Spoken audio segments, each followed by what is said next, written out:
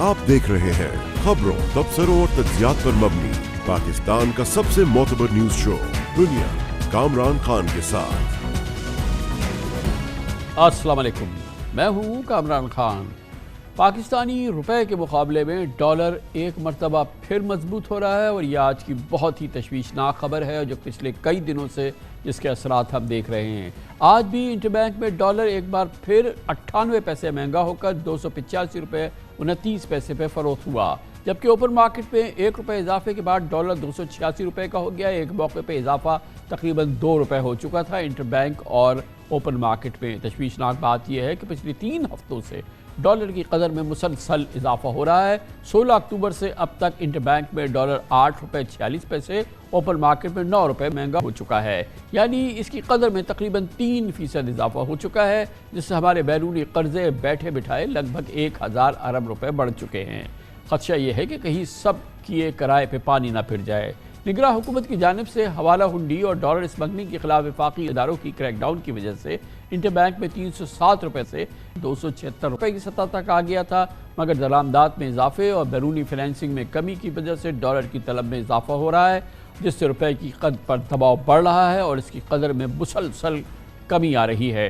पिछले साल अक्टूबर की $4.5 बिलियन की इम्पोर्ट के मुकाबले में इस साल अक्टूबर की इम्पोर्ट्स हमारी $4.8 बिलियन हो गई। गोया सिर्फ अक्टूबर के महीने में दरामदात 4.9% बढ़ी और तिजारती खसारा 4.5% कम होकर $2.2 बिलियन रह गया। स्मगलिंग और गैर कानूनी सरगर्मियों में मुलव्विस एक्सचेंज कंपनी के खिलाफ भी क्रैकडाउन की उम्मीद हुई थी और उसके बाद रेमिटेंसेज में इजाफा हुआ था जब एक्सचेंज रेट मुस्तहकम हुआ था, मगर सितंबर में तरसीलात ज़र $2 अरब 20 करोड़ हैं, जो सितंबर 2022 के मुकाबले में 12% कम है, जबकि पिछले साल के मुकाबले में इस माली साल के पहले 3 माह के दौरान रेमिटेंसेज 19% से कम होकर तकरीबन $6 अरब 32 करोड़ रह गई थी। तशवीशनाक बात है क्योंकि पाकिस्तानी रुपए में इस्तेहकाम आना, रुपए की कदर में बेहतरी आना पाकिस्तान में महंगाई की कमी का बाइस बना था। इसी वजह से इस एक बड़ी वजह थी कि पाकिस्तान में पेट्रोल की कीमतें कम हुई, जिसके बाद मुतादिद अशिया की कीमतें कम हुई थी। लग ये रहा है कि एक बार फिर इस हवाले से जो हुकूमत की गिरफ्त थी वो कुछ ढीली हुई है। पेशावर की मार्केट से खबरें आ रही है कि वहाँ पे एक बार फिर स्मगलर्स ने मार्केट का रुख किया है, वहाँ पर एक बार फिर डॉलर की स्पेकुलेशन हो रही है, कुछ ज़ख़ीरा अंदोज़ी हो रही है।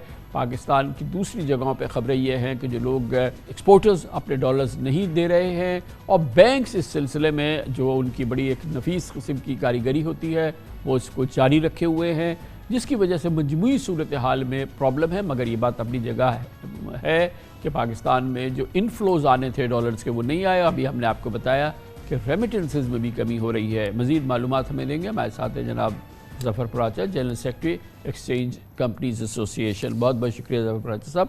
बहुत अच्छा पूरा माहौल बन गया था, ये सारी चीज़ हो गई है। पूरे 21 दिन हो गए हैं, 20 दिन हो गए हैं कि हर सेशन पे अब ये जिस तरह से बढ़ रहा था मुसलसल गिर रहा है। बाज़ लोगों का ख्याल है कि वो ऑर्गेनाइज्ड स्ट्रक्चर्ड बढ़ रहा था, अब स्ट्रक्चर्ड ही गिरा रहे हैं बैंक्स, या हुकूमत की कुछ सोच है, या IMF का प्रेशर है, या बहरहाल पाकिस्तान के पास इनफ्लोज नहीं है, रिजर्व्स पे प्रेशर है। कि आप लोगों की क्या मार्केट की क्या खबर है? अस्सलाम वालेकुम जनाब। देखिए, जैसा आपने फरमाया कि बहुत अच्छा माहौल बन गया था और हमारे आर्मी चीफ़ और उनकी टीम और उसके साथ साथ तमाम लोगों ने मिल के कोशिश की, तो हमारे यहाँ जो ओपन मार्केट में तकरीबन ₹50 से ज़्यादा नीचे आ गया, इंटरबैंक में नीचे आ गया, तो ओवरऑल और बाकी जो स्मगल गुड्स थी वो भी सस्ती हुई, पेट्रोल का प्राइस भी कम हुआ और हर चीज़ की अवेलेबिलिटी हुई। लेकिन क्योंकि जो ज़्यादातर जो बैंक्स हैं उनको आदत है मोटा नफ़ा कमाने की, जो पिछले 2-3 साल में हम देख रहे हैं ₹5, ₹10, ₹20 के गैप से काम करना, तो उन्होंने एक माहौल बनाया और दोबारा से सेंटिमेंट्स चेंज हुए और एक्सपोर्टर्स सेल करने से रुक गए और इम्पोर्टर्स जो नहीं ख़रीद रहे थे उन्होंने प्रेजेंट प्लस फ्यूचर का भी ख़रीदना शुरू कर दिया।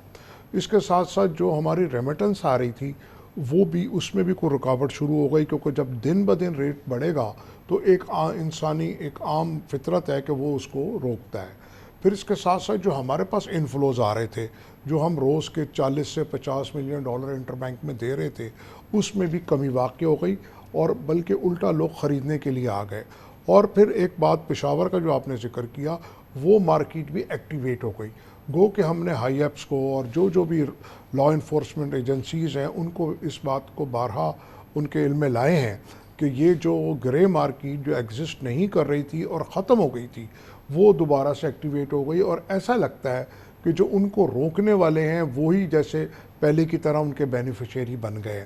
آج بھی پشاور میں ڈالر کا ریٹ تقریباً 297 ہے، کراچی وغیرہ میں 293 94 ہے، اور دوبارہ سے یہ لوگ پھر ایکٹیو ہو گئے ہیں، اور جو افغان ریفیوجیز جا رہے ہیں اس کی شکل میں بھی ڈالر کی اسمگلنگ دوبارہ ہو رہی ہے۔ کیونکہ یہ بھی جو ماہرین ہیں وہ یہ کہتے ہیں کیونکہ یہ تقریباً 1.5 لاکھ کے قریب گئے ہیں، باقی جا رہے ہیں، ان کے پاس جتنا بھی روپیہ ہے اس سے ڈالر وہ خرید رہے ہیں، اور وہ آبویسلی اپنے ملک جا رہے ہیں تو وہ ڈالرز لے کے جا رہے ہیں، روپیہ تو وہ لے کے نہیں جا سکتے یا نہیں لے کے جانا چاہتے، تو وہ پریشر ہے۔ پھر ڈیویڈنڈز پے کیے ہیں ملٹی نیشنل کمپنیز کے، اسٹیٹ بینک نے بتایا ہے، لیکن واضح طور پہ یہ لگتا ہے کہ اسٹیٹ بینک کی گرفت بینکس پہ جو ہے وہ بڑی کمزور ہو رہی ہے۔ انٹرونشن تو نہیں کرنی ہے لیکن اسپیکولیشن، منافع خوری، ان چیزوں پہ تو اسٹیٹ بینک کو نگاہ رکھنی ہے۔ اسٹیٹ بینک اس سلسلے میں بالکل بت بنا ہوا ہے۔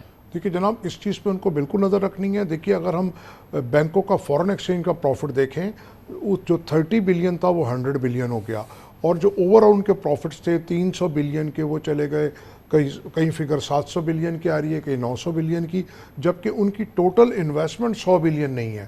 تو یہ جو ناجائز منافع خوری ہے، اور یہ بزنس انکم نہیں ہے، یہ تو انہوں نے کہ اگر KESC سے پیسے لے کے، ایک گورنمنٹ ڈپارٹمنٹ سے لے کے، اور حکومت کے ٹریجری بلز وغیرہ میں لگاتی ہیں، تو جو اس سے ہمارا کوئی بزنس وائز ان کی انکم نہیں ہے۔ اسی طرح پبلک سے ہے، تو یہ چیز دیکھنے والی ہے، اور زیادہ تر بینکس اس میں فورن بینکس ہیں، ضرور کمائیں، ہم تو فورن انویسٹمنٹ چاہتے ہیں، لیکن ایک جو ڈوئنگ آف بزنس ہے وہ صحیح ہونا چاہیے۔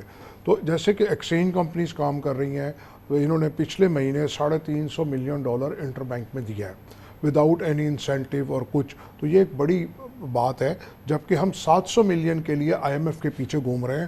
اگر ہم اس کی کاسٹ دیکھیں تو ہم کو 1400-1500 ملین دینا پڑے گا۔ بہرحال ٹیکنیکل ریزنز بھی ہیں، پاکستان کی جو ایکسٹرنل فائنینسنگ ہے وہ بڑھتی جا رہی ہے، اس کا حجم بڑھ رہا ہے، اس کے لیے ہم نے بہرحال ارینج کرنا ہے، اور ہم نے بانڈز کرنے ہیں، یا ایکسٹرنل ہمیں فریش انفلوز چاہیے، تو وہ بھی مسئلے اپنی جگہ موجود ہے۔ لیکن ایک بار پھر اگر ہمیں لگے کہ اسپیکولیٹرز، منافع خور، ذخیرہ اندوز، اسمگلرز وہ میدان میں اتر گئے، تو یہ تو بڑی تشویش کی بات ہے، اور خاص طور پہ یہ جو پشاور کا معاملہ ہے۔ جی بالکل ایسی بات ہے کہ ہم کو اس چیز کو ایڈریس کرنا پڑے گا واپس دوبارہ، اور سختی کے ساتھ کرنا پڑے گا، اور جو ہمارے ہائی ایپس ہیں یا جو اسٹیبلشمنٹ ہے ان کو یہ بات کو بہت تیزی سے دیکھنا پڑے گا۔ میں نے یہ دیکھا کہ ان کو بھی کچھ لوگ بیٹرے کرتے ہیں، کچھ مس گائیڈ کرتے ہیں ٹیکنیکلی، کہ جی ایسا کیا تو ایسا ہو جائے گا، ایسا کیا تو ایسا ہو جائے گا، جبکہ ایسی بات نہیں ہے۔ اور اس کے ساتھ ساتھ جو انہوں نے ٹائمنگ جو اس وقت سلیکٹ کی ہے اس کو ریٹ کو بڑھانے کی، اب دیکھیے نا فلسطین اور اسرائیل کی جنگ لگی ہوئی ہے، ہم نے اپنا جو آئل کا جو ریزرو ہے وہ بڑھانا ہے، حکومت نے کہا ہے، گیس سردیاں آ گئی ہیں اس کی پیمنٹس ہیں، تو اس وقت ٹائمنگ جو ہے نا انہوں نے ہمارے حساب سے غلط ہے، ان کے لیے ٹھیک ہے اسپیکولیٹرز کے لیے، تاکہ ان کو زیادہ سے زیادہ نفع مل سکے۔ لیکن میں یہ سمجھتا ہوں کہ IMF کی جو ہمیں قسط مل جائے گی انشاءاللہ، اوور آل انڈیکیٹرز بہتر آ رہے ہیں، تو یہ واپس آنا شروع ہو جائے گا۔ اور جو ہمارے پہ زیادہ دباؤ ڈالا گیا ہے اسپیکولیٹرز کی طرف سے، وہ IMF کا نام لے کے ڈالا گیا ہے کہ IMF یہ کہتا ہے، IMF یہ کہتا ہے، تو صحیح انٹرپریٹیشن نہیں کرتے ہمارے بہت سے ادارے۔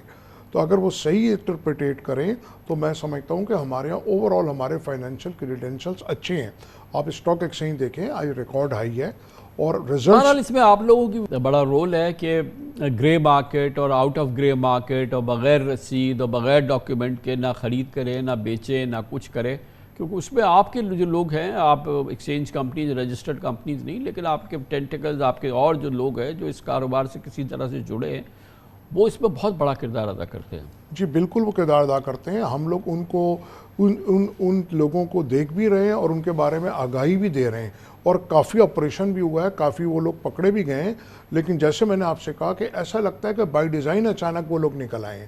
اب اس کے اندر دیکھیے، جب بھی ہمارے ملک کے حالات ٹھیک ہوتے ہیں، چاہے معاشی حالات ہوں، چاہے ہمارے امن و امان کے ہوں، تو ہمارے جو اینٹی اسٹیٹ ہیں، جو ہمارے نیبرنگ کنٹریز ہیں، وہ ایکٹیویٹ ہو جاتے ہیں، اور اسی طرح ہمارے یہاں بھی لگتا ہے کہ وہ لوگ ایکٹیو ہوئے ہیں۔ اب آپ دیکھیے امن و امان کے اوپر روز کوئی نہ کوئی مسئلہ چل رہا ہے ہمارے یہاں، گو کہ ہماری جو ایجنسیز ہیں بہت زیادہ ریلیکٹنٹ ہیں اور روز قربانیاں دے رہی ہیں، اور جو ہمارا جو نیبرنگ کنٹری ہے جو دوست کی شکل میں افغانستان، وہاں پہ بھی جو را ہے انڈیا وہ ایکٹیویٹ ہو جاتا ہے اور وہ 5-10 روپیہ بڑھا دیتا ہے، تو وہ سارا فورن ایکسچینج سمٹ کے لوگ اینی کاسٹ وہاں لے جاتے ہیں۔ بہت شکریہ جناب ظفر پراچا ہمارے ساتھ تھے۔ کمرشل بریک، اس کے بعد ذکر کریں گے آئی ایم ایف کا جو کہ اس وقت پاکستان میں ہے، اور آئی ایم ایف کی موجودگی بھی پاکستان کے لیے ان تمام معاملات میں اہم ہوتی ہے۔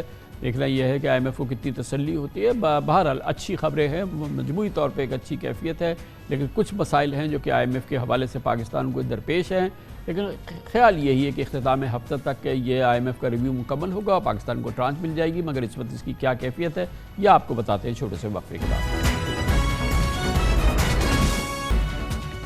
Welcome back. بریک سے قبل تفصیل سے گفتگو ہو رہی تھی۔ پاکستان میں روپے کی قدر میں مسلسل اضافہ، پچھلے 13-14 سیشن سے مسلسل ہر روز روپے کی قدر میں کمی ہو رہی ہے، اور پچھلے تقریباً 2-2.5 ہفتوں کے دوران پاکستانی روپے کی قدر میں تقریباً 3% کمی ہو چکی ہے۔ اس سے پہلے روپے کی قدر میں بہترین سمارٹ ریکوری ہم نے دیکھی تھی، جس کے نتیجے میں ملک میں مہنگائی بھی کمی آئی تھی، لیکن بہرحال حالات میں تبدیلی آئی ہے، اور یہ اس وقت ہوا ہے جب آئی ایم ایف کا وفد پاکستان پہنچا ہوا ہے، ریویو ہو رہا ہے، اور آئی ایم ایف اور پاکستان کے درمیان $3 ارب کے سٹینڈ بائی ارینجمنٹ کے پہلے جائزہ اس وقت جاری ہے۔ اور شاید بات یہ ہے کہ اس مالی سال کی پہلی سہ ماہی کے دوران مالیاتی خسارہ، ایف بی آر کی جانب سے ٹیکس کی وصولی، circular debt, I M F کے طے کردہ جو اہداف تھے، جو ٹارگٹس تھے، ان کے مطابق رہا ہے، لیکن خبریں ہیں کہ مذاکرات میں پاکستان کو ایکسٹرنل فائنینسنگ گیپ کے حوالے سے مشکلات کا سامنا ہے۔ آج بھی اسٹیٹ بینک کے زر مبادلہ کے ذخائر $7.5 ارب ہیں، جس میں خاطر خواہ اضافہ نہ ہونا بھی تشویش کی بات ہے۔ دوسری جانب آئی ایم ایف نے کچھ اہم شعبوں میں اہداف کے حصول کے لیے حکومتی کوششوں اور اقدامات کی تعریف ضرور کی ہے۔ پاکستان نے آئی ایم ایف کو آگاہ کیا ہے کہ مشکل معاشی حالات کی وجہ سے اس سال تقریباً $6.5 ارب کے ایکسٹرنل بیرونی قرضوں کا بندوبست ہمیں کرنا تھا، وہ ابھی نہیں ہو پائے ہیں۔ پاکستانی حکام نے بیرونی مالیاتی فرق پورا کرنے کے لیے آئی ایم ایف سے مدد کی درخواست کی ہے۔ اسی کے ساتھ پاکستان نے آئی ایم ایف کو مطلع کیا ہے کہ اس مالی سال ڈیٹ سروسنگ کے لیے قرضوں کی ادائیگی کی لاگت $8.5 ٹریلین تک بڑھ سکتی ہے، جو اس حوالے سے مختص بجٹ سے $1.2 ٹریلین زیادہ ہے۔ پاکستان نے اس مالی سال بجٹ میں قرضوں کی ادائیگیوں کے لیے $7.3 ٹریلین مختص کیے تھے۔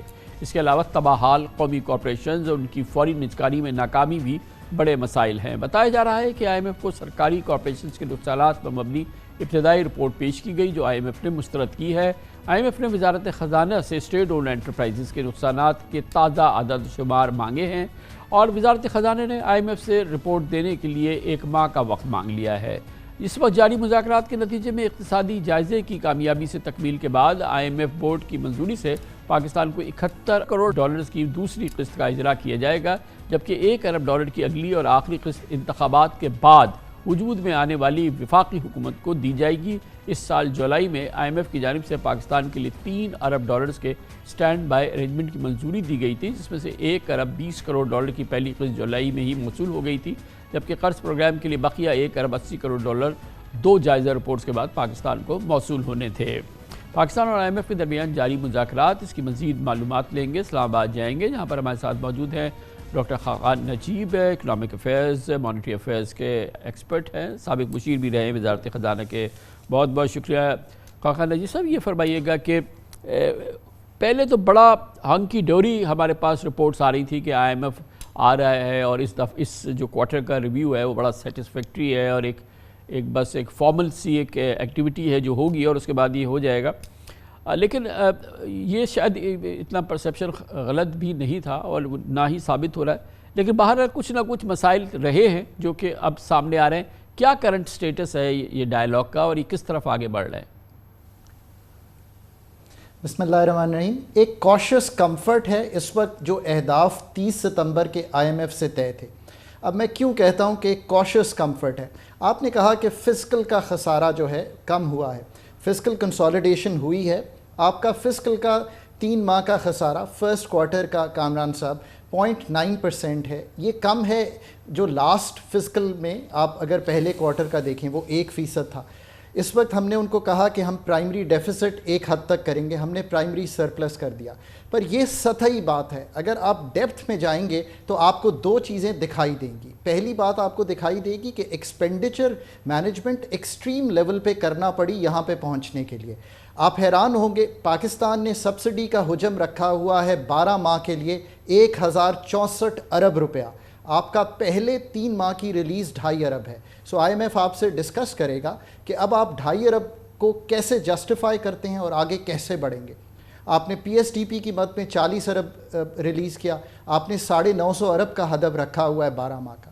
What I am trying to say is کہ ایسا نہیں ہے کہ ہم آگے نہیں بڑھیں گے، پر کچھ ایڈجسٹمنٹس آپ کو کرنی پڑیں گی. 9400 ارب آپ کا ایف پی آر کا ٹارگٹ ہے، آپ نے سر پاس کیا ہے پہلے 3 ماہ کا target. 1997 I think I M F کے ساتھ طے تھا، 1977 بلکہ آپ نے شاید 2041 کیا. بٹ آگے جاتے ہوئے اگر انفلیشن کم ہوتی ہے، امپورٹس کو قدغن لگانا پڑتی ہے، کم رکھنا پڑتا ہے، تو کیا ہم 9400 بغیر میجرز کے چلے جائیں گے؟ May be it is likely کہ ہم چلے بھی جائیں. سو یہ چیزیں تو فزیکل پہ ہیں. آن دی ایکسٹرنل فرنٹ مجھے تھوڑی سی زیادہ تشویش ہے. اس کی وجہ یہ ہے کہ اگر آپ دیکھیں تو $1.5 ارب کا بانڈ ان لائکلی ہے گیون دی انٹرنیشنل سناریو. اگر 5.25% مجھے یو ایس ٹریجری میں مل رہا ہے تو پاکستان کے بانڈ کا جو ریٹ ہے اس کو فلوٹ کرنا مشکل ہوگا. اس کے ساتھ ساتھ تھوڑی سی جو مجھے حیرانگی ہے کہ ہم کمرشل بینکس، اور آپ کو معلوم ہے کہ ہماری commercial dealings is with U A E, middle east and China, اور اس میں جو ان کی اسٹیٹ ہے اس کا ایک رول ہوتا ہے. تو ہم جو 4-5 ارب ڈالر کی وہاں سے ایکسپیکٹیشن کر رہے ہیں وہ بھی ابھی تک میچور نہیں ہو پا رہی.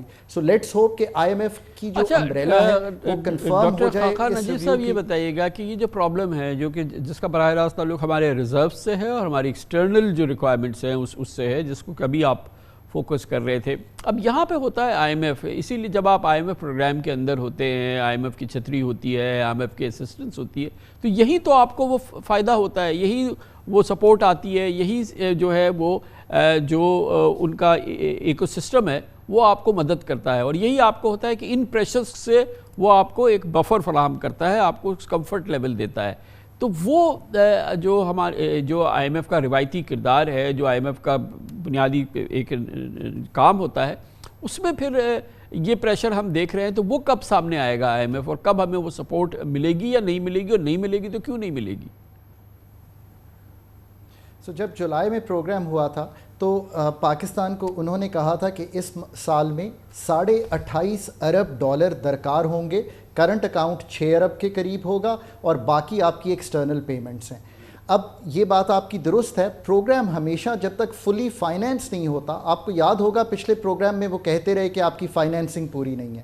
سو ایک تو یہ بات ہے کہ پاکستان کو پروگرام جب فلی فائنینس ہوا تو آئی ایم ایف نے ایس پی اے کیا. میں اس میں کوئی شک نہیں رکھتا کہ ایسا ہی ہوا ہوگا. بٹ انٹرنیشنل سناریو بھی تھوڑا تبدیل ہو گیا ہے. جب آپ نے دیکھا کہ انٹرسٹ ریٹ اتنی تیزی سے بڑھے تو رسائی کم ہوئی ایمرجنگ مارکیٹس کی فارن فنڈنگ پہ. ساتھ ساتھ کچھ ابھی تک ہم وہ پروجیکٹ شاید سامنے نہیں لا سکے جس سے پروجیکٹ فائنینسنگ ملٹی لیٹرل کے فلوز کی بھی آئے. اسی طرح پروگرام فائنینسنگ بھی نہیں آئے. سو لیٹس ہوپ کہ 720 ملین اس دفعہ کے آ جائیں تو جو multilateral program project financing ہے، جو کمرشل 4 سے 5 ارب ڈالر ہے، یہ سارے فلوز شروع ہو جائیں. کچھ آپ کو یہ بھی دکھائی دے گا کہ جو میں امپورٹس کے نمبر دیکھ رہا ہوں اس پہ مجھے نہیں لگتا، ہم نے رکھا ہے کہ ہم 65 بلین ڈالرز کی امپورٹ کریں گے گڈز کی، جو آئی ایم ایف نے اہداف طے کیا. میرا نہیں خیال کامران بھائی کہ ہم 65 بلین ڈالرز کی کریں گے. آپ کو کچھ سہولت 4-5 ارب ڈالر کی وہاں پہ مل جائے گی. آپ کی کچھ ریمیٹنسز واپس بہتر ہونا شروع ہوں گی. سو آئی ایم ہوپنگ کہ یہ جو بیلنس ہے اس سب چیز کا، یہ آپ کا جو ایکسٹرنل کا خسارہ ابھی دکھائی دے رہا ہے اور یہ جو نیا ایم ای ایف پی آپ کے سامنے آئے گا اس میں ود ایڈجسٹمنٹس یہ پورا کر لیں گے. And I M F will go back to the people and discuss further. وہ بھی ڈسکس کرتے ہیں ہمارے فائنینشیئر سے کہ آخر ان کا روڈ میپ کیا ہے. سو اگر یہ روڈ میپ دوبارہ بن جائے گا اور اب الیکشن کی سرٹنٹی، کچھ ہماری ایکسپیکٹیشنز ہوتی ہیں، کچھ ہمارے اندازے ہوتے ہیں، کچھ ہم سوچتے ہیں، کیونکہ جیسے ابھی آپ نے ذکر کیا multi lateral financing, project financing, تو یہ ایس آئی ایف سی کے ذریعے ہمیں یہ یقین تھا کہ اس حوالے سے ہمیں ملٹی لیٹرل فائنینسنگ آئے گی، پروجیکٹ فائنینسنگ آئے گی، اور یقیناً اس سلسلے میں ہمارے ہاں خود اپنے بڑے مسائل رہے ہیں. ہمارے ہاں سپریم کورٹ کی وجہ سے بہت سارے ہم نے انٹرنیشنل ایگریمنٹ جو ہے وہ بریچ کر گئے اور اس سے جو انٹرنیشنل انویسٹر ہے وہ بڑا پریشان ہو گیا ہے. ہم اب اس کو فکس کرنے کی کوشش کر رہے ہیں. تو وہ بھی ایک طرح کی جو ہماری ایکسپیکٹیشنز یا مس کیلکولیشن تھی وقتی طور پہ وہ نہیں ہوئی, کیونکہ یہ فلوز جو ہیں یہ تو پھر بہت ہی سبسٹینشلی امپروو کر دیتے ہیں ہماری. اور اس وقت ہمیں بیسک یہ انٹرنیشنل انفلوز چاہیے, چاہے وہ پروجیکٹ فائنینسنگ میں آئیں, چاہے ملٹی لیٹرل آئیں یا پھر ہمارے بائی لیٹرل آئیں. سو آئی ایم ریئلی گلیڈ کہ آپ نے یہ بات رکھی. سو ابھی تک ایک دفعہ ہم نے گفتگو کیا کہ ڈیٹ کریٹنگ فلوز ہمیں کس طرح بنانے ہیں اور یہ اب ہمیں بنانے پڑیں گے.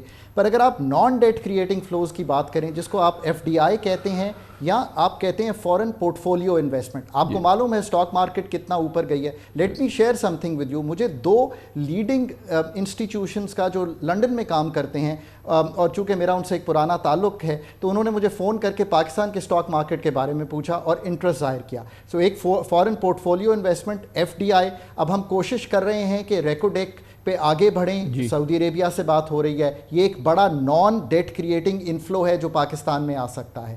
اسی طرح جو فورن پورٹ فولیو انویسٹمنٹ ہے, آپ کی مارکیٹ ابھی بھی 4 کے PE پہ ہے, چیپر مارکیٹ ہے, سو آپ کو ادھر جانا ہے, اس طرف جانا ہے. ڈالر ڈینومینیٹڈ ریٹرنز بھی کمفرٹیبل ہیں.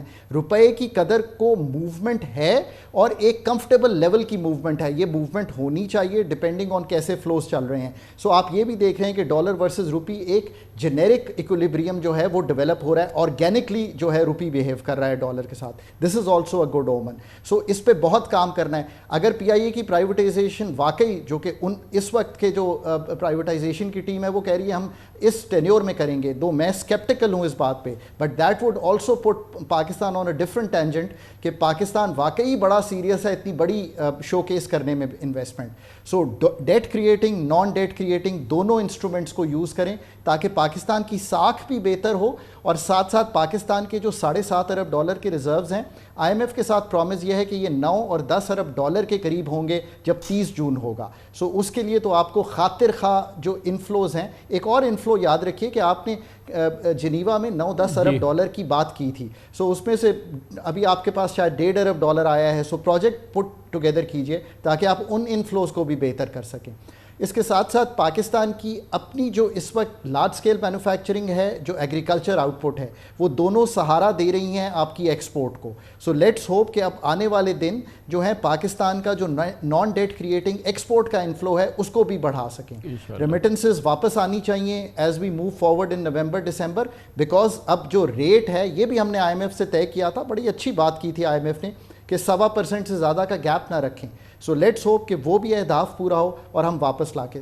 میں ایک اور بات کرتا چلوں, آپ نے SOEs کی رپورٹ کا ذکر کیا. اس پہ مجھے اتنی تشویش اس لیے نہیں ہے کہ یہ رپورٹ میں نے 2013 میں خود اپنے ہاتھ سے پہلی دفعہ لکھی تھی, پھر میں نے 4 سبسیکوینٹ رپورٹس لکھی. ہم نے 2020 تک کا ڈیٹا اپڈیٹ کیا ہوا ہے. ایک سٹرکچرل بینچ مارک ہے, ایگزسٹ کرتا ہے کہ 30 دسمبر 2023 کو پاکستان نے اپ ڈیٹڈ فگر دینے ہیں. میں امید کرتا ہوں کہ یہ فگر سارے آ گئے ہوں گے. اس سے ان کو اور تقویت ملے گی کہ ہم سیریس ہیں on the SOEs to move forward. اسی طرح کچھ کلائمیٹ کی رپورٹس ہیں. So all in all it is looking all right. I hope کہ ہم یہ سب کام کر پائیں گے. بہت بہت شکریہ ڈاکٹر خاقان نجیب ہمارے ساتھ اسلام آباد سے تھے. کمرشل بریک, اس دوران نیوز ہیڈ لائنز دیکھیں, جس کے بعد ہم اپنے پروگرام کے باقی حصے کے ساتھ واپس آتے ہیں.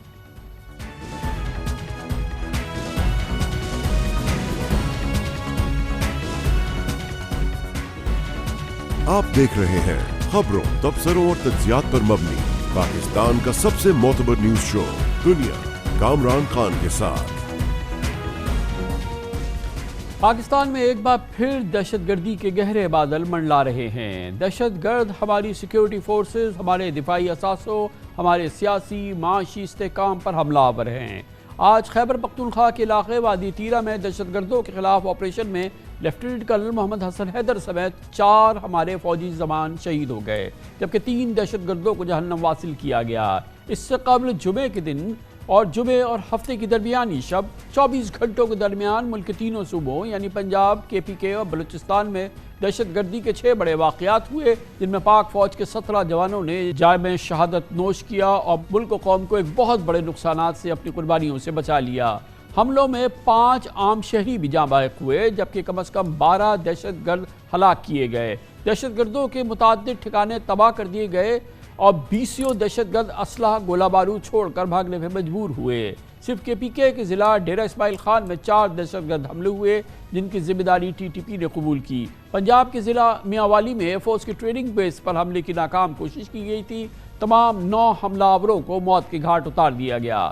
حملے کی ذمہ داری تحریک جہاد پاکستان نے قبول کی، جبکہ بلوچستان کے ضلع گوادر میں سیکیورٹی فورسز مزید گھات لگا کر ان پر حملہ کیا گیا، جس کی ذمہ داری کا دعویٰ بلوچ لبریشن فرنٹ نے کیا۔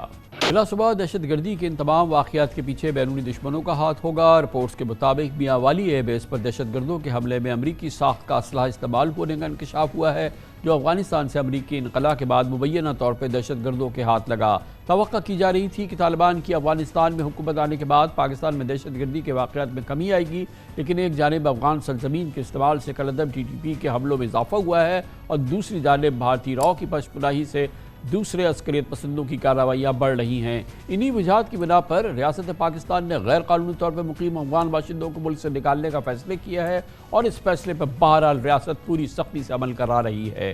دہشت گردی کی حالیہ لہر کی ٹائمنگ بہت اہم ہے، کیونکہ اس مہم کا آغاز پاکستان میں آئندہ الیکشنز کی تاریخ کے اعلان کے اگلے ہی روز ایسے موقع پر ہوا جب IMF کی ٹیم پاکستان کی میں موجود تھی اور ملک دشمن طاقتیں پاکستان میں سیاسی، معاشی استحکام اور جمہوری عمل میں رکاوٹ ڈالنا چاہتی ہے۔ بظاہر ایسا ہی لگ رہا ہے، مگر اس کی کیا وجوہات ہو سکتی ہے اور اس کا بیک گراؤنڈ اور اس کا پس منظر، ان تمام موضوعات پر بات کرنے کے لیے ہمارے ساتھ موجود ہیں جناب lieutenant general retire Ghulam Mustafa, پاک فوج کے سابق لیفٹیننٹ جنرل ہیں اور دفاعی امور اور سیکورٹی امور کے بہت ہی ایکسپیرینسڈ اینالسٹ بھی ہیں۔ بہت بہت شکریہ جنرل صاحب، آپ نے ہمیں جوائن کیا ہے۔ جب اس قسم کی سرج آئے جو کہ ہم نے کئی سالوں میں نہیں دیکھی، تو خیال یہی ہوتا ہے، تجربہ یہ بتاتا ہے کہ اس کی ٹائمنگ بڑی اہم ہے۔ پرہیپس یہ ہوا اس وقت ہے جب پاکستان الیکشن کی جانب بڑھ رہا ہے، ہماری ڈیٹ آئی ہے اور اکنامک فرنٹ پہ ہمارے یہاں کچھ بہتری کے آثار نمایاں ہوئے۔ بہت حالات خراب تھے پچھلے 2 سال اور 2.5 سال کے قریب، مگر ابھی کچھ دنوں میں یہ بہتری نظر آئی تھی۔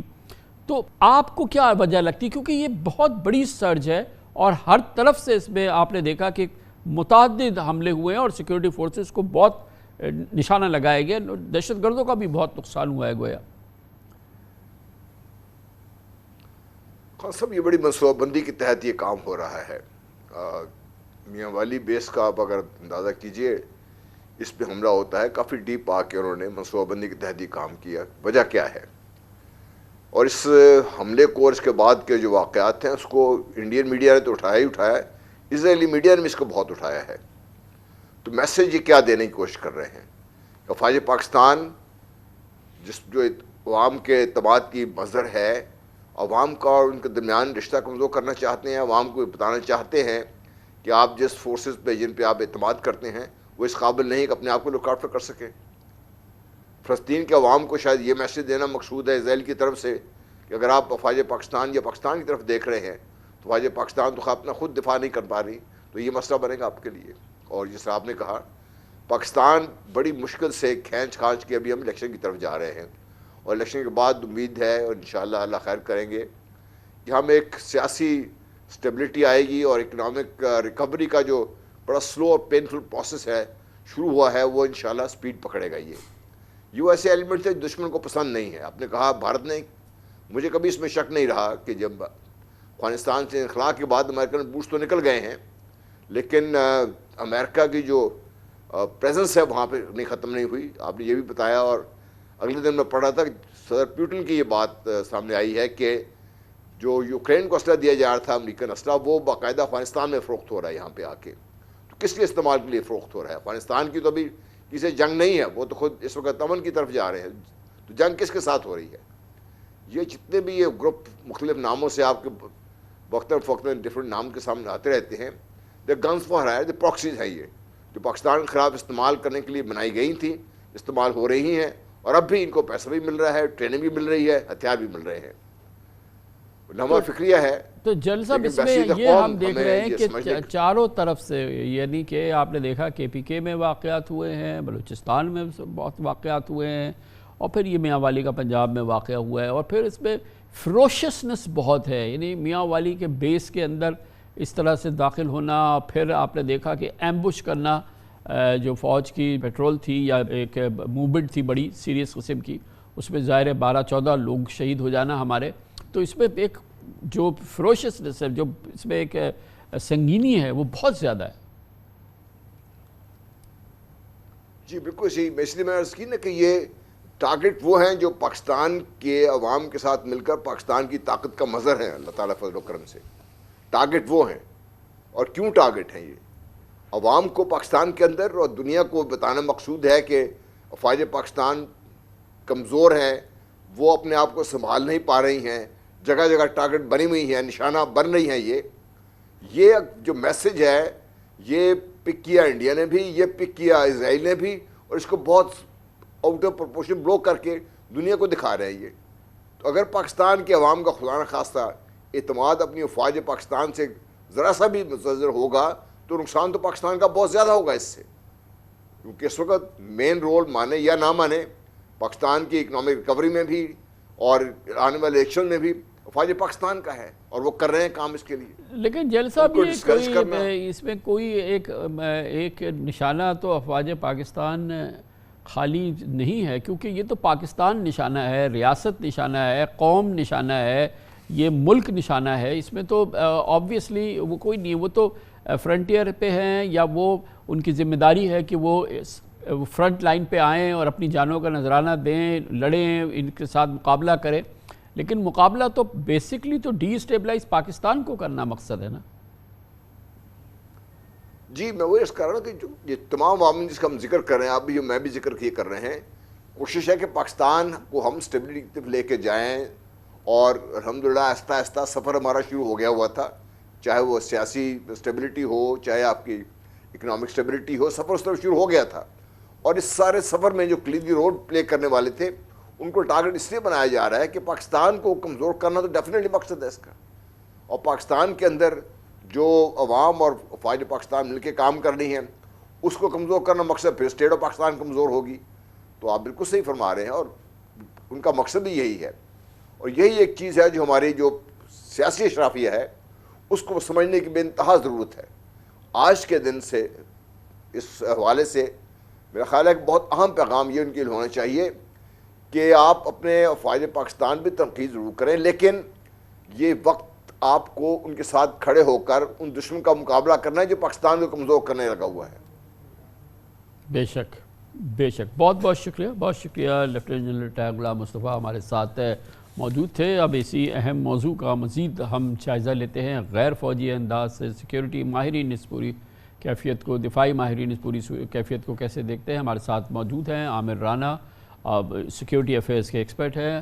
بہت بہت شکریہ عامر رانا صاحب۔ یہ بتائیے گا کہ یہ کیسے ممکن ہے کہ اتنے بڑے اٹیکس ہوں اور اتنے آرگنائزڈ، اور بظاہر بالکل ایسا لگتا ہے کہ سنکرونائزڈ اٹیک ہوں بلوچستان میں، پنجاب میں، KPK میں، اور ہر جگہ پہ جو سیکیورٹی اسٹیبلشمنٹس ہیں، جو ملٹری اسٹیبلشمنٹ ہیں، ان کو نشانہ بنایا جائے؟ تو یہ کیسے ممکن ہے کہ اتنی جگہ سے یہ اٹیک ہو اور وہ ایک کوئی سنکرونائزڈ کارروائی نہ ہو، یہ باقاعدہ آرگنائزڈ کارروائی نہ ہو؟ کیا یہ ممکن ہے؟ دیکھیے یہ کامران خان صاحب ابھی پہلی مرتبہ نہیں ہو رہا پاکستان کی حالیہ تاریخ کے اندر، یہ مسلسل پچھلے کچھ سالوں سے، بلکہ ایک دہائی سے کہیں تو یہ اس طرح کے مسلسل حملے ہو رہے ہیں پاکستان کی ملٹری انسٹالیشنز کے اوپر۔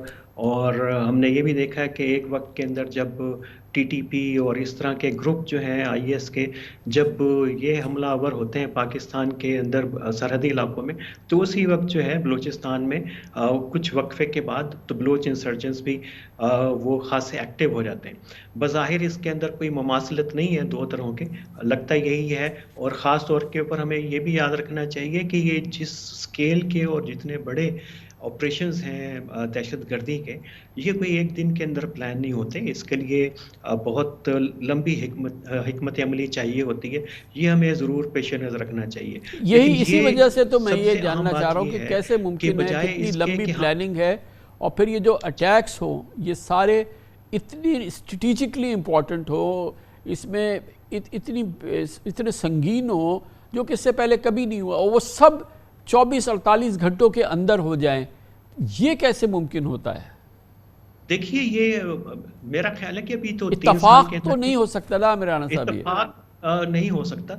ये चौथी मर्तबा हो रहा है पिछले 3 साल के अंदर, अगर आप इस तरह के वाक़यात को देखें तो इत्तेफाक यकीनन नहीं है। इसके अंदर तो हमें समझने की कोशिश करनी पड़ेगी कि जो दहशतगर्द गिरोह हैं, इनकी नोयत क्या है, इनकी हैयत क्या है और इनके पास वेपन्स कहाँ हैं। आपकी तरफ से भी इशारा आया, कुछ खबरें भी हमारे पास इस तरह की हैं कि नेटो का असला है सारा।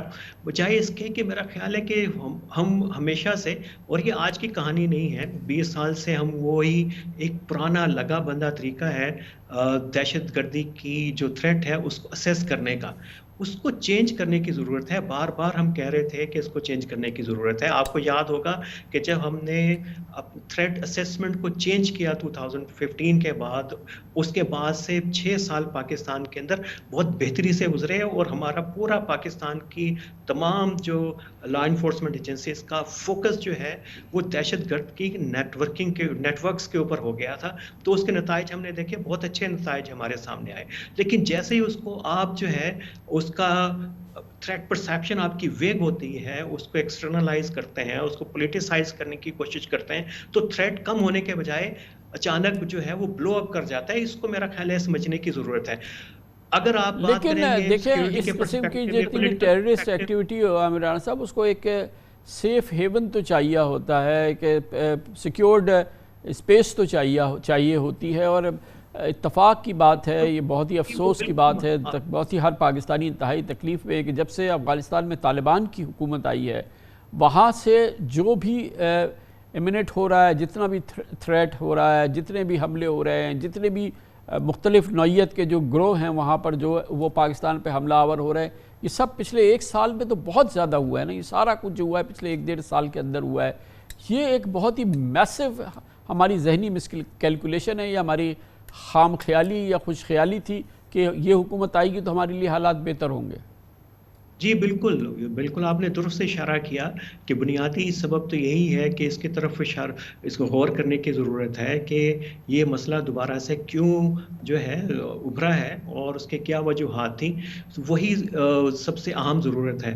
तो बावजूद ये जो रिस्पॉन्सेस है, मेरा ख्याल है कि हमारा 2 रिस्पॉन्सेस को देखने की ज़रूरत है। एक रिस्पॉन्स हमारा बहुत अच्छा इफ़ेक्टिव है कि जब भी दहशतगर्द हमलावर होते हैं, ये कोई 2009 से 14 तक का अरसा नहीं है कि जब दहशतगर्द जो हैं अपने इरादों के अंदर कामयाब होते थे और उनका जो एग्जीक्यूशन जो प्लान्स थे और उसके अंदर 60 से 70% की कामयाबी होती थी। अभी सूरत हाल ये है कि उनको 20 से 30% कामयाबी होती है। ये तो क्रेडिट यकीनन पाकिस्तान की सिक्योरिटी फोर्सेस को जाता है, लेकिन हमेशा से दहशतगर्दी हो या कोई भी कॉन्फ्लिक्ट हो, उसका एक पॉलिटिकल पहलू भी है।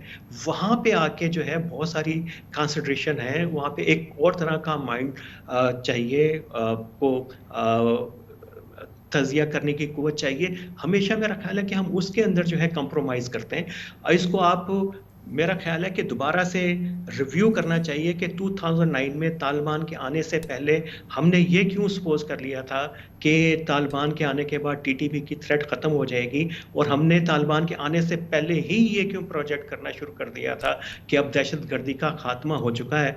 उसके बाद फिर टीटीपी से बात क्यों शुरू की, जब टीटीपी से बात शुरू की तो उसको क्यों ख़त्म किया, और जब ख़त्म बात हो गई थी तो उसके तदारुक के लिए हमारी क्या हिकमत अमली थी।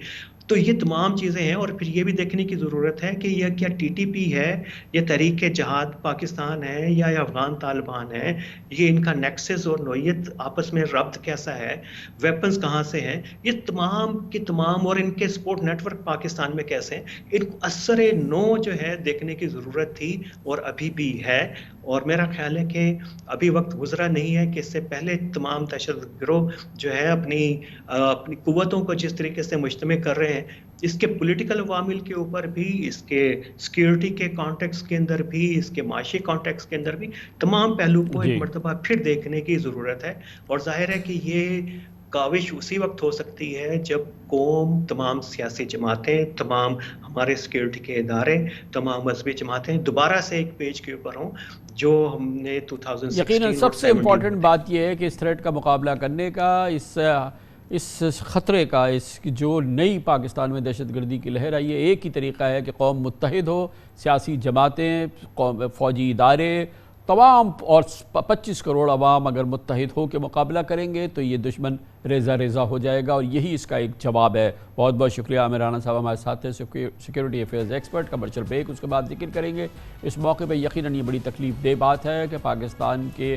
कौमी सलामती के इदारे जो कि दहशत गर्दी की जो पाकिस्तान पर यलगार है, ख़ास तौर पर कौमी सलामती के हवाले से उसका मुकाबला कर रहे हैं, और इसको बड़ा धचका लगा है।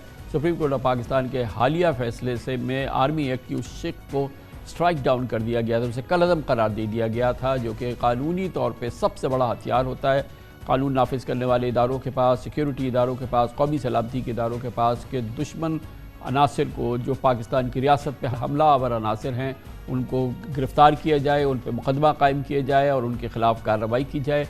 अब वो शिक ख़त्म हो गई है। सुप्रीम कोर्ट के हालिया फ़ैसले के नतीजे में उसके ख़िलाफ़ हुकूमत अपील करेगी, लेकिन ये बहुत ही बड़ा धचका है जो कौमी सलामती के इदारों को लगा है। इसके बारे में बात करेंगे छोटे से वक्फों के बाद।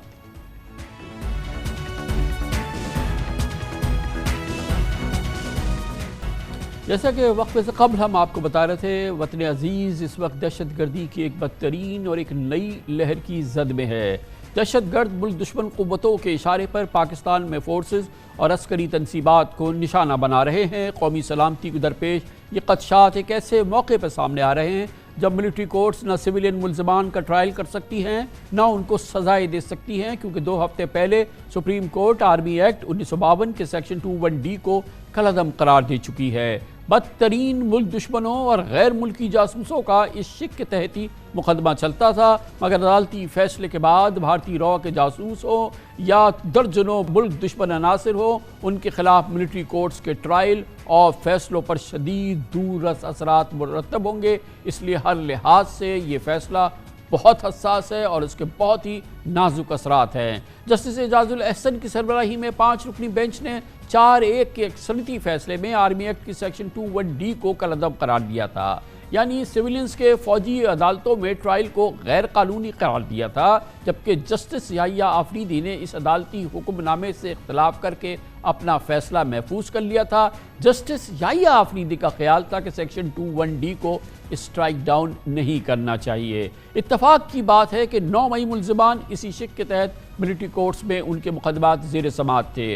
दरअसल आर्मी एक्ट में ये शिक 56 साल पहले 1967 में मुतारिफ कराई गई थी। फिर 2015 में पार्लियामेंट ने 21वीं तरमीम के तहत आर्मी एक्ट में मुत्तफ़क़ा तरमीम की थी। अदालत उस्मा के फुल कोर्ट के 17 में से 11 जजेस ने इस तरमीम के खिलाफ दरख्वास्त मुस्तरद की थी, इस कानून की तौसीक की थी, जिसके बाद रियासत पाकिस्तान के खिलाफ बगावत या जंग करने, जासूसी या दुश्मन को खुफिया राज देने, दहशतगर्द तंजीम के अराकीन, किसी मजहब या फ़िरक़े की बुनियाद पर हथियार उठाने वालों, सिविल और अस्करी तनसीबात पर हमला करने वालों, उनके सहूलतकारों, बैरून मुल्क से रियासत मुखालिफ सरगर्मी में मुलव्विस अनासर के खिलाफ फ़ौजी अदालतों में केसेस का ट्रायल हो सकता था। याद रहे कि फ़ौजी अदालतों में सिविलियन ट्रायल की नज़ीर दर्जनों दुनिया के ममालिक में मौजूद है। भारत से लेके बरतानिया तक ऐसे मौक़े आए हैं जब सिविलियंस के ट्रायल फ़ौजी अदालतों में हुए हैं। बहरहाल पाकिस्तान में अब सुप्रीम कोर्ट के हालिया फैसले के बाद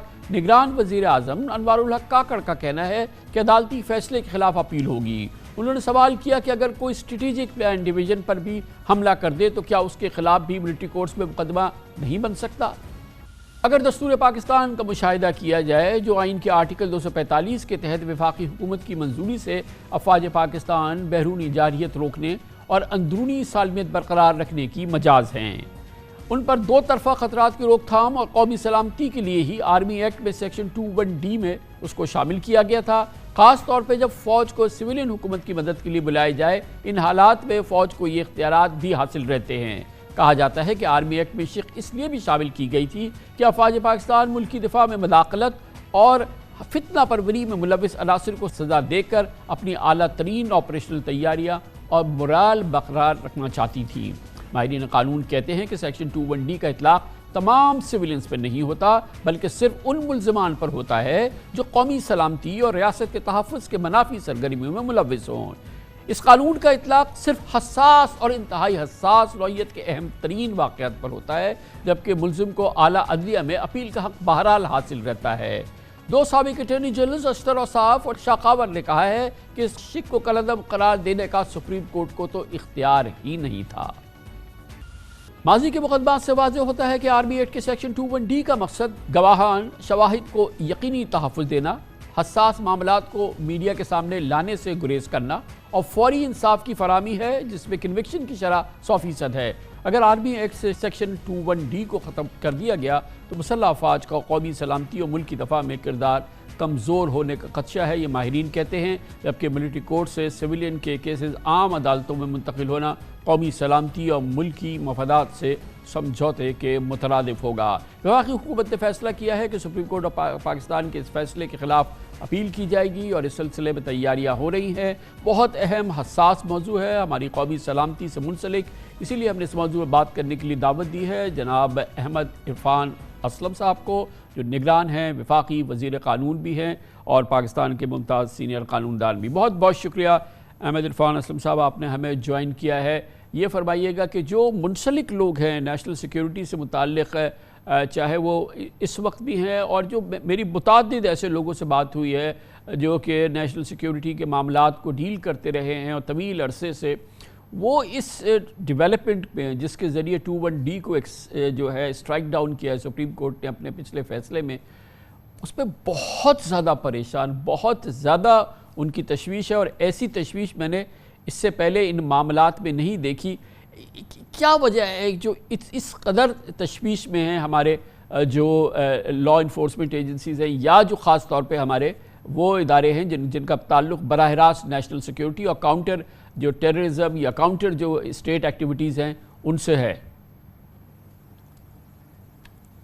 جی بہت شکریہ کامران صاحب مجھے مدعو کرنے کا، اور آپ نے اپنے سوال کا کافی حد تک جواب اپنے متعارفی کلمات میں خود ہی بیان کر دیا تھا۔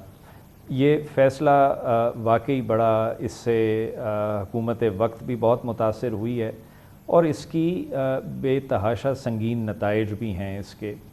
اس کے دو قسم کے نتائج ہیں جی، ایک تو اس کے قانونی امپلیکیشنز ہیں اور دوسری اس کی پریکٹیکل امپلیکیشنز ہیں۔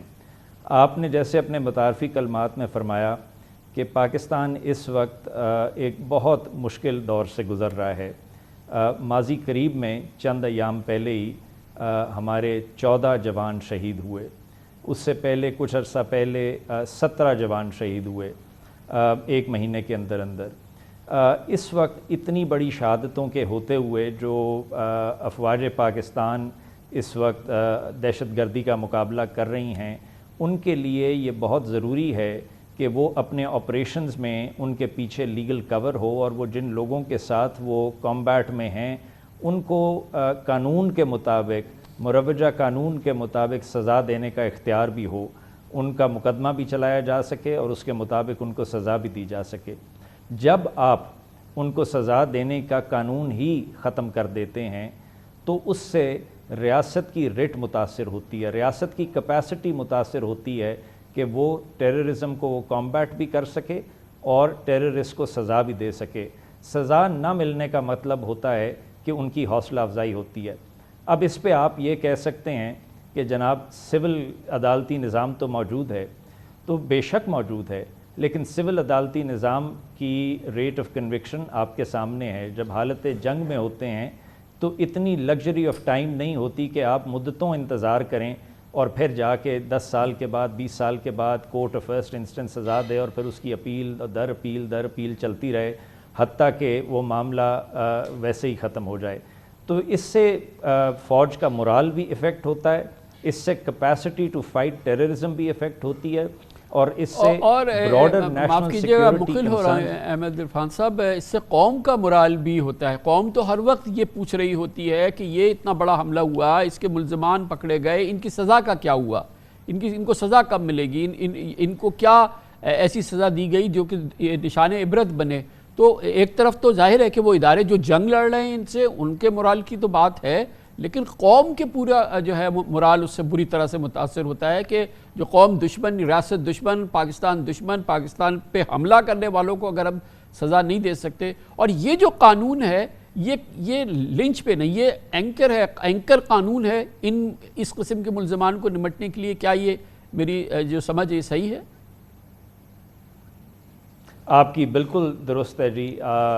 میں آپ سے مکمل طور پر متفق ہوں کہ اس سے پوری قوم کا مورال گرتا ہے, صرف افواج کا نہیں گرتا, پوری قوم کا گرتا ہے. آپ کو ایک چھوٹی سی مثال دیتا ہوں, تکلیف دہ بات ہے لیکن ہماری ماضی قریب میں پشاور میں ایک سکول پہ حملہ ہوا. جتنے حملہ آور تھے وہ سویلینز تھے, وہ کسی دوسری افواج کے فوجی تو نہیں تھے, کسی دوسری ملک کے افواج سے ان کا تعلق نہیں تھا, وہ سویلینز تھے. اب اگر آپ ان کا مقدمہ نہ چلا سکیں, ان کو نشان عبرت نہ بنا سکیں تو اس کا کیا نتیجہ نکلتا ہے؟ اس سے حوصلہ افزائی ہوتی ہے ان ریاست مخالف عناصر کی جو اس وقت ہم سے حالت جنگ میں ہیں. تو بے شک آپ سے میں مکمل طور پہ متفق ہوں کہ اس کا پوری قوم کے مورال پہ فرق پڑتا ہے.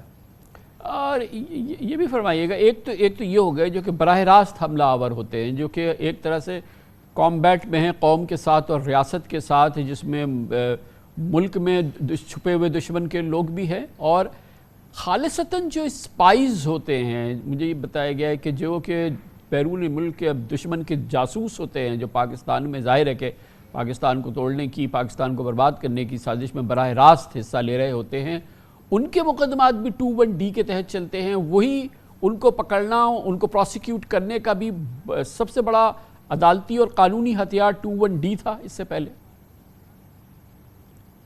جی بالکل, آپ نے بالکل بجا فرمایا کہ تمام تر جو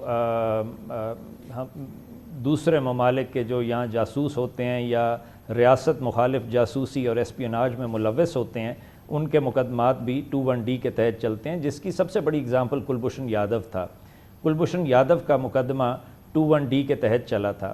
اب میرا آپ سے سوال ہوگا کہ جس قانون کے تحت آپ نے کلبھوشن یادو کو سزا دی, جب وہ قانون ہی ہٹا دیا گیا تو اس سے کیا میسج دے رہے ہیں آپ باقی وہ لوگوں کو جو اس ملک میں جاسوسی کر رہے ہیں, اور آپ قوم کو کیا سگنل دے رہے ہیں کہ اس سے قوم کو کیا میسج جا رہا ہے؟ تو یہ واحد قانونی میکنزم تھا جس کے تحت دوسرے ملکوں کے جاسوسوں کی یہاں ان کا مقدمہ کیا جاتا تھا, اور اس کا بہت ہی نیگیٹو امپیکٹ پڑا ہے. جی احمد صاحب, یہ جو وجہ بنا مقدمہ, یہ بہرحال اس کی جو وجہ بنی جس کی وجہ سے یہ سامنے آیا تھا معاملہ, وہ 9 مئی کے واقعات ہیں. 9 مئی کے واقعات obviously پوری قوم کے علم میں ہیں, اور کس طریقے سے حملے ہوئے ہیں فوجی تنصیبات پہ نہیں بلکہ کلیدی فوجی تنصیبات پہ, شخصیات پہ, یہ تمام معاملات سامنے ہیں. تھوڑا سا یہ فرمائیے گا کہ وہ کیا کمپیلنگ ایویڈنس تھی؟ قوم نے بھی دیکھی ہے, آڈیو ویڈیوز, یہ ساری چیزیں قوم نے دیکھی ہیں, براہ راست ٹیلی ویژن پر آ رہا تھا, لیکن ذرا تھوڑا سا بتائیے وہ کیا کمپیلنگ ایویڈنس تھی, وہ کیا کمپیلنگ ریزنس تھی جس کی بنیاد پر یہ فیصلہ ہوا کہ یہ سیکشن 21D کے جو قانون ہے اس کی گرفت میں آنے والا کیس ہے اور اس کے ملزمان اس کی گرفت میں آنے والے ہیں. یہ جو فیصلہ ہوا کہ ان کے مقدمات فوجی عدالت میں چلے, اس کی کیا ٹھوس بنیادیں تھیں؟ ظاہر ہے کہ قوم کو کچھ پتہ ہے, لیکن اگر آپ دہرائیں گے تو وہ اس کی زیادہ اہمیت ہے. ضرور, میں ایک تو میں یہ ایٹ دا ویری آؤٹ سیٹ یہ عرض کرنا چاہوں گا کہ چونکہ یہ معاملات سب جوڈس ہیں, عدالتوں میں ہیں, ان کے ایویڈنس پہ بات کرنا یہاں مناسب نہیں ہوگا, لیکن آپ سے 2-3 آپ کے سامنے سبمیشنز کرتا ہوں. سب سے پہلی چیز تو یہ ہے کہ 21D کے تحت وہ اوفینس کمٹ ٹرائی ہوتا ہے انڈر 21D یا انڈر دی آرمی ایکٹ جو آفیشل سیکرٹ ایکٹ کی وائلیشن کر رہا ہوتا ہے. اور آفیشل سیکرٹ ایکٹس کی وائلیشن ہوتی ہے کہ اگر آپ پروہیبیٹڈ پلیس پہ یا سینسٹیو پلیس پہ انٹر کریں یا اس کو اٹیک کریں یا اس کو ڈیمیج کریں.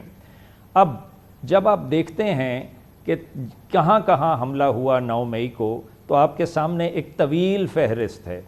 اس میں میاں والی میں ایئر بیس ہے, اس میں ISI کی ہیڈ کوارٹرز ہیں, اس میں ISI کے آفیسز ہیں, اس میں کور کمانڈر کی ریزیڈنس ہے, اس میں لاہور میں سگنلز میس ہے, ایک طویل لسٹ ہے. اور وہ تمام تر پروہیبیٹڈ جگہیں بھی تھیں, حساس بھی تھیں, اور جنہوں نے حملہ کیا انہیں شاید ان کی کس قدر حساس تھی ان کے شاید یہ علم میں بھی نہ ہو.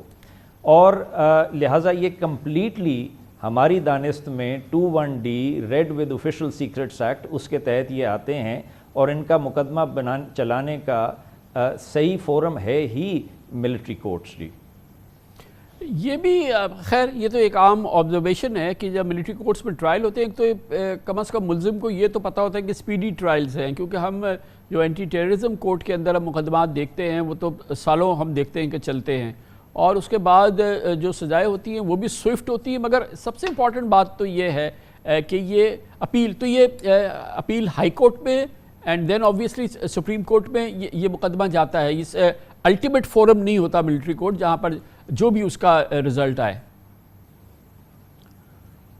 جی بالکل آپ نے بجا فرمایا. دیکھیے آئین کا آرٹیکل 10A جو ہے رائٹ ٹو فیئر ٹرائل، یہ ملٹری کورٹس پہ اور ملٹری پروسیجرز پہ اپلائی ہوتا ہے، اور ملٹری ٹرائل جو ہے وہ آرٹیکل 10A کے پروسیسز کو فالو کرتا ہے. جتنے بھی ایکیوزڈ ہوتے ہیں ان کو پتہ ہوتا ہے کہ ان کے خلاف چارجز کیا ہیں، ان کو مکمل اپرچونٹی دی جاتی ہے کہ وہ اپنے خلاف چارجز کے خلاف دفاع کر سکیں. اس کے اوپر ایک اپیلٹ میکنزم بھی ہوتا ہے. قانون شہادت کا اطلاق ہوتا ہے ملٹری کورٹس کے پروسیسز پہ، اور اس کے بعد رائٹ آف اپیل ہے. آپ واقف ہوں گے سید زمان کیس میں، جس میں بڑا کلیئرلی کہا گیا کہ آپ کے پاس اپیلز کی گراؤنڈ موجود ہیں جن پہ آپ ہائی کورٹ میں اپیل کر سکتے ہیں. آپ اس کے بعد سپریم کورٹ میں جا سکتے ہیں. آپ کے پاس کلیمنسی کی پٹیشن دائر کرنے کا بھی اختیار ہے. تو یہ قطعاً یہ امپریشن غلط ہے کہ اگر ایک ملٹری کورٹ نے فیصلہ کر دیا تو بات وہاں ختم ہو جاتی ہے. یہ کمپلیٹ ایک لیگل پروسیس ہے، ایک کڑی ہے جس کا آغاز یا جو کورٹ آف فرسٹ انسٹنس ہے وہ ملٹری کورٹس ہوتی ہیں، اور اس کا سپیریئر کورٹس جو ہے وہ اس پہ بارہا مرتبہ اس کی اسکروٹنی کر چکی ہیں. جیسے آپ نے فرمایا کہ یہ قانون کوئی ماضی قریب میں نہیں ہے، یہ بہت پرانا قانون ہے. بارہا مرتبہ اس کو عدالتوں کے سامنے اس کی جوڈیشل اسکروٹنی ہوئی ہے کئی کیسز میں. سب سے پہلے جو ذہن میں آتا ہے وہ 1975 میں بریگیڈیئر FB علی کا کیس ذہن میں آتا ہے، اور پھر پوری ایک سیریز آف کیسز ہے جس میں ایک جورسپروڈنس ڈیولپ کی گئی اور ملٹری کورٹس کی اسکروٹنی بڑی ایکٹیولی سپیریئر جوڈیشری نے کی. یہ ان عدالتوں کو پارلیمنٹری اسکروٹنی سے گزارا گیا، اور وہاں بھی ان کو یہ دیکھا گیا کہ اس سے کسی کے رائٹس افیکٹ نہیں ہوتے. اور آپ کے پاس وہ بھی مثال موجود ہے ماضی قریب میں کلبھوشن یادو کے کیس میں، جب انڈیا نے یہ آرگیومنٹ لیا اور یہ پوزیشن لی کہ پاکستان کا ملٹری کورٹ کا نظام جو ہے وہ international covenant of civil and political rights کو وائلیٹ کرتا ہے، تو اس پہ بھی انٹرنیشنل کورٹ آف جسٹس نے انڈیا کے آرگیومنٹ کو رد کیا. تو یہ بڑی غلط فہمی ہے اگر کسی کے ذہن میں ہے کہ یہ کوئی ایک ڈرکونین کورٹ ہے جو سزا دے دیتی ہے اور اس کے بعد کوئی لیگل کورس آف ایکشن باقی نہیں رہتا. معاف کیجئے گا لاء منسٹر صاحب، ابھی آپ جب بات کر رہے تھے تو میں یہ دیکھ رہا تھا کہ ورسٹ جو جرم ہو سکتا ہے، ریاست کے خلاف جنگ سے تو بڑا کوئی جرم نہیں ہو سکتا، اس جرم کے ملزم کو بھی اپیلوں کا حق حاصل ہیں. وہ چاہے وہ فوجی عدالت میں اس کا مقدمہ چل جائے تو ہائی کورٹ اور سپریم کورٹ اور پھر کلیمنسی آپ نے فرمایا کہ وہ بھی اس کو حاصل ہے. یہ سپریم کورٹ نے سٹرائک ڈاؤن کر دیا، اور میں تو یہ کہوں گا کہ لیگلی ڈسارم کر دیا ریاست کے سب سے بڑے عدالتی اور قانونی ہتھیار کو، سیکشن 21D کو. اور سپریم کورٹ کے فیصلے کے نتیجے میں جو کہ میجورٹی ججمنٹ ہے، خدا کا شکر ہے کہ ایک اپیل کا ایک سٹیپ موجود ہے کہ یہ سپریم کورٹ میں ہی اپیل ہو سکتی ہے. اب پریکٹس اینڈ پروسیجر ایکٹ کے تحت یہ اختیار کم از کم ہاتھ میں آ گیا ہے ریاست کے پاس کہ وہ کم از کم اس کے خلاف یہ جو لیگلی ڈسارم کر دیا ہے، اتنی بڑی ریاست کے جو لیگل جو ہاتھ ہے اس کو باندھ دیا ہے، تو کم از کم ایک اپیل کا حق تو ہے، اس میں تو ریاست جا رہی ہے. جی بالکل، جیسے میں نے کہا کہ اس سے ریاست متاثر ہوئی ہے، ہمارا قانونی نظام متاثر ہوا ہے، اور میں سمجھتا ہوں کہ شاید ہم تمام جو دوست احباب عدالت کے سامنے اس کیس میں آرگیو کر رہے تھے وہ شاید عدالت کی معاونت اس طرح نہیں کر سکے جس طرح کرنی چاہیے تھی، اور عدالت غلط نتیجے پہ پہنچی. اس لیے حکومت وقت بالکل اس کو اپیل کرے گی، اور اپیل ہم جلد ہی فائل کریں گے۔ اور یہ آپ نے بالکل درست فرمایا کہ ماضی میں آرٹیکل 184(3) کے تحت جو پروسیڈنگز ہوتی تھیں ان کے اوپر صرف ریویو کا رائٹ ہوتا تھا، اپیل نہیں تھی، لیکن پریکٹس اینڈ پروسیجر ایکٹ کے آنے کے بعد اب اپیل کا بھی دروازہ کھل گیا ہے، تو ہم اس پہ اپیل دائر کریں گے جی، اور پوری بھرپور معاونت دیں گے عدالت کو، سپریم کورٹ کو، اور ہماری پوری امید ہے عدالت سے کہ وہ اس میں صحیح اور قومی مفاد کے فیصلے کرے گی جی۔ یقیناً انشاءاللہ ایسی ہوگا احمد عرفان اسلم صاحب، کیونکہ یہ تو کلیدی موضوع تھا ہمارے آپ سے بات ہوگی۔ ایک امپورٹنٹ موضوع ہے جو کہ آج کے حالات سے متعلق ہے اور اس کا کوئی تعلق نہیں، یہ جو ابھی سپریم کورٹ میں الیکشن کے حوالے سے کیس چل رہا تھا، اس میں خاص طور پہ جو سپریم کورٹ نے ڈٹرمن کیا کہ صدر کا رول الیکشن کی ڈیٹس کے حوالے سے وہ بڑا کرٹیکل رول اس نے سپریم کورٹ نے اپہولڈ کیا اور کہا کہ پریزیڈنٹ کا بڑا سینٹرل رول ہونا چاہیے، جس کو کہ حکومت اور الیکشن کمیشن اور وزارت قانون خاص طور پہ ڈسمس کر چکی تھی، اور پریزیڈنٹ کو آپ ایڈوائز کر چکے تھے کہ ان کا کوئی رول نہیں ہے۔ آپ اس پہ کیا کہیں گے؟ یہ کافی سبکی ہے ویسے تو جو پوزیشن گورنمنٹ نے لی اس معاملے میں۔ جی دیکھیے، کسی بھی قانون کی تشریح کرنا، کسی بھی قانون کی وضاحت کرنا عدالت عالیہ کی ڈومین ہے۔ انہوں نے وضاحت کر دی ہے قانون کی، اور ہم سارے اس وضاحت سے، اس گائیڈنس سے، اس رہنمائی سے مستفید ہو رہے ہیں، اور we stand well informed and we've been made wiser by the August court. Great, thank you so much, بہت بہت شکریہ محترم احمد عرفان اسلم صاحب، نگران وفاقی وزیر قانون ہمارے ساتھ موجود تھے۔ بہت اہم موضوع ہے سپریم کورٹ آف پاکستان کے حالیہ فیصلے میں، جس میں کہ سویلینز کے فوجی عدالتوں میں ٹرائل کے حوالے سے اس نے انہیں کالعدم قرار دیا تھا۔ ایک بہت اہم شق ہے جس سے کہ پاکستان کے قومی سلامتی کے ادارے پاکستان دشمنوں کے، پاکستان کے جاسوسوں کے خلاف کارروائی کرتے تھے، اور وہ شق تھی آرمی ایکٹ کی سیکشن 21D، اس کو اسٹرائک ڈاؤن کر دیا تھا، اور جس سے کہ بہت متاثر ہوا ہے قومی سلامتی کا یہ جو کام ہوتا ہے، اور اس حوالے سے جو سب سے بڑا جو عام ہے، لیگل عام ہے ان اداروں کے پاس، وہ اب نہیں رہا ہے۔ اب اس کے خلاف اپیل ہوگی، مگر بہرحال اس پر ہم آپ کو بتا رہے تھے کہ بہت بہت حساس موضوع ہے۔ اس کے ساتھ ہی ہمارے آج کے پروگرام کا اختتام ہوتا ہے۔ کل آپ سے پھر ملاقات ہوگی انشاءاللہ۔ کل تک کے لیے کامران خان کو اجازت، اللہ حافظ و ناصر۔